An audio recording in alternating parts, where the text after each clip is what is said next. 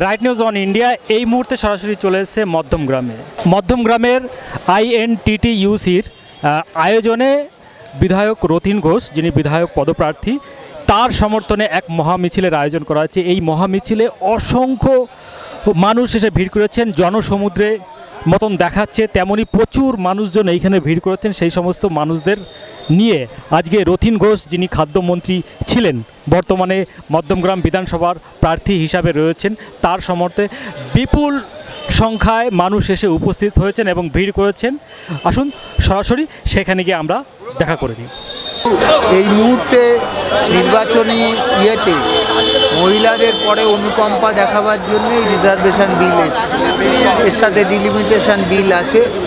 এবং আমি মনে করি যে এই মুহূর্তে যেহেতু আজকে ট্রাইব্যুনালে সুপ্রিম কোর্টে একটা রায় হয়েছে, আপনারা জানেন যে সংবিধানের 142 ধারা প্রয়োগ করে যারা ট্রাইব্যুনালে অ্যাপিল করেছেন তাদের 21 তারিখ এবং 27 তারিখের আগে যাদের নিষ্পত্তি হবে তাদেরকে ভোটাধিকার দিতে হবে।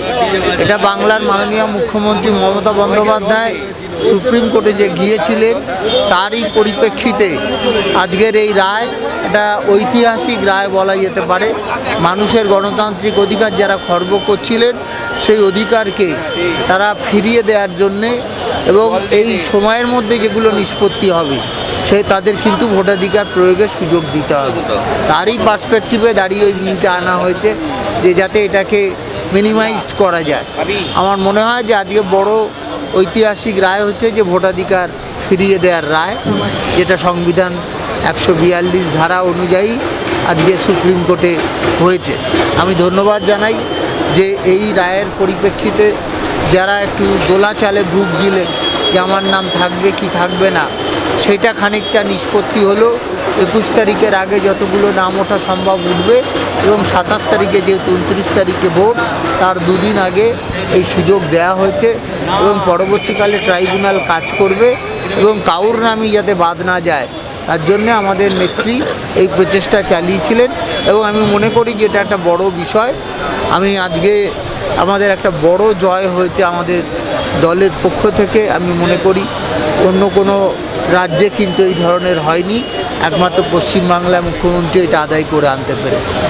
ঠিকই চেয়েছেন দলের চিফ হুইপ তিনি, সেই জন্যে তিনি পার্টি ওইখানে সংসদের ফোরামে এই দাবি করেছেন এবং এটা ঠিক এই ধরনের বিলে আলোচনা করবার অবকাশ আছে। সেই আলোচনা করে তারপরে এটা অনুমোদন হলে ভালো হয়।